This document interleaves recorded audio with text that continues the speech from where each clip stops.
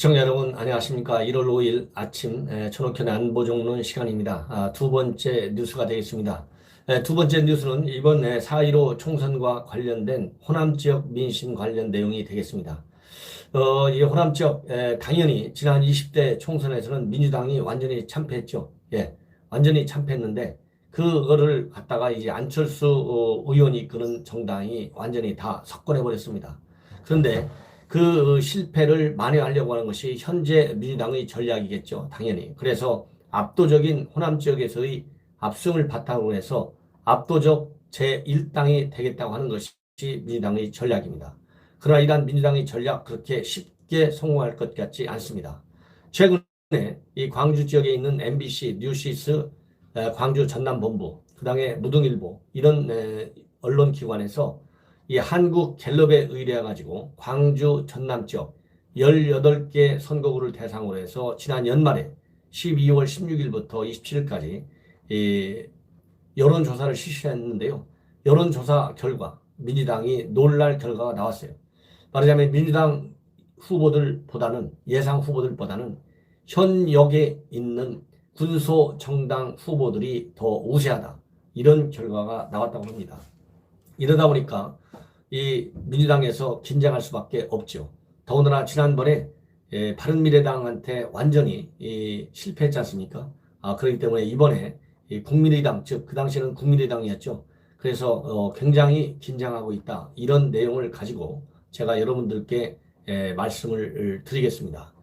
지금 이제 예컨대 현재 여론조사한 결과 광주 북구갑, 그 다음에 전남 목포, 전남 여수갑, 전남 여수울 주승용, 전남 고흥, 그 다음에 이 황주홍, 해남 안도, 윤영일 이런 6개 선거구에서 민주당 후보가 비민주당 현역 의원들한테 밀리는 결과가 나왔다고 해요. 그런데 이것은 이제 한국 갤럽이 조사한 내용이지 않습니까? 근데 민주당에서도 내부적으로 지난해 연말에 비공개 여론조사를 실시했는데요. 그 여론조사에서는 대부분의 호남 전 지역에서 승리할 수 있다. 이런 여론조사가 나왔다고 해요. 그래서 좀 자신을 가졌었는데 이번에 18개 선거구 대상 여론조사에서 무려 6곳에서 군소야당이라든가 또 무소속 현역 의원들한테 밀리다 보니까 상당히 당황하고 있다. 더군다나 이제 선거 불과 3개월밖에 남겨놓고 있는 상태인데 이 3개월 만에 이런 여론의 흐름을 말하자면 되돌릴 수 있느냐? 만약 되돌리지 않는다면 원내 일당 자리를 압승으로 만들겠다는 전략에 차질이 있을 수 있다. 이런 우려가 있다고 해요. 자, 그렇다고 본다면 과연 이 군소 야당들 이렇게 각자 각계 약진에서는 민주당의 바람, 조직몰이에 대적하기가 쉽지 않겠죠.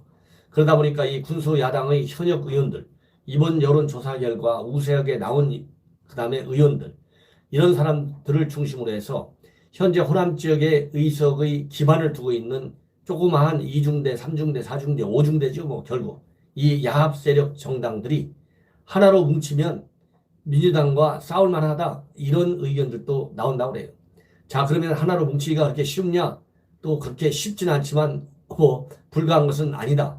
이런 여론이 나오고 있는데 만약에 그렇다고 한다면 우선적으로 이 간판 스타가 있어야 되잖아요. 이 간판 스타는 바로 제1순위로 안철수가 거론되고 있다고 해요.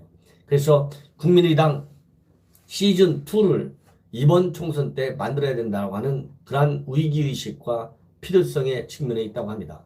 더군다나 이 안철수가 이번에 전적적으로 정계 복귀를 선언해서 곧 귀국할 예정으로 있기 때문에 이 안철수를 기반으로 해서 하나로 뭉치면 지난번과 같은 그런 선거 승세를 잡을 수 있다라고 판단을 하고 있는데 제가 보기에는 그렇게 또 그것도 쉽지 않을 것 같아요. 왜냐하면 이 좌파 진영의 특색은 쉽게 뭉치는 특성이 있어요. 안철수를 중심으로 해서 뭉치기에는 그동안에 감정의 골들, 즉 안철수와 함께 했던 박지원을 비롯한 지금 안철수 당에서 다 떨어져 나온 사람들, 이 사람들과의 감정의 골이 상당히 깊다. 그래서 그렇게 쉬운 것만은 아닐 것이다. 이런 얘기들도 나오고 있습니다. 더군다나 또 두 번째 어려운 요인 중에 하나는 현재 이렇게 각계약진하는 현역 의원들의 여론이 높은 건 사실이지만 한국갤럽 조사 결과를 보면 그러나 민주당과 대통령에 대한 지지율이 지난번 20대 총선하고 달리 지금은 압도적으로 높다. 문재인 대통령에 대한 호남 지역에서의 지지율이 60% 후반에서 70%대 초반에 이를 정도로 아주 압도적이고 또 민주당에 대한 지지율도 굉장히 세기 때문에 이 총선 총선이 가까울수록 안철수를 중심으로 한 제3의 신당이 과연 이 압도적으로 높은 문재인과 그다음에 민주당의 지지율을 뚫고 나갈 수 있겠느냐 이런 거에 대한 조금 불안한 기색도 있다고 그래요. 그리고 또 한 가지는 이미 이 안철수 후보가 또 현재 호남만을 중심으로 한 정당을 창당해서 이번 총선에 임할 경우에 안철수는 결국 대선을 노리는데 대선에는 오히려 마이너스가 아니냐. 그렇다고 한다면 중도 보수 이런 거를 그 쪽으로 기울을 가능성도 배제할 수 없다는 것이죠. 그렇기 때문에 어쨌든지 간에 현 상황에서 안철수에게만 의존해서 통합 일종의 호남판 통합 야당이 뭐 사실 야당도 아니고 그냥 뭐 그 야합 세력들이죠. 만들어질 가능성이 오히려 제가 보기에는 안철수가 중도 보수를 표방을 해서 전국 정당을 만들겠다고 하는 것보다는 더 쉽다 이렇게 얘기를 할 수 있어요. 왜냐하면 3개월밖에 안 됐는데 안철수 이미 실망스러운 비호감 정치인 1번이 안철수 아닙니까? 비호감 정치인 1번이 중도 보수를 표방한다. 중도 개혁? 이거요. 전국적인 정당 절대 아니라합니다. 오히려 중도층에 있는 이러한 인사들은 우리 자유우파들의 통합 움직임을 보면서 그리고 실제로 출마할 수 있는 인물들을 보면서 우리 자유우파 후보 쪽으로 기울 가능성이 더 크다. 저는 그런 말씀을 드리고 싶어요. 그렇기 때문에 안철수가 지난번 총선 때처럼 그렇게 큰 태풍몰이를 하기는 쉽지 않을 것이다. 이것이 저의 판단입니다. 시청자 여러분, 이것으로 제 아침 방송을 마치고요.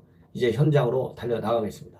시청자 여러분들께서 많은 성원을 해주시고 제 방송 아직 구독을 누르지 않고 보시는 분이 계시면 꼭 새롭게 구독을 눌러주시고 그래서 저를 사랑하는 우리 안보정론을 좋아하는 우리 애국 시민들이 많을수록 우리 자유 대한민국의 국가 정체성을 확보하고 무너져가는 외교안보 그리고 파탄된 민생 경제를 살리는데 우리가 함께 전진할 수 있는 기반이 열린다고 봅니다. 시청자 여러분들의 아낌없는 성원을 당부드리겠습니다. 대단히 감사합니다.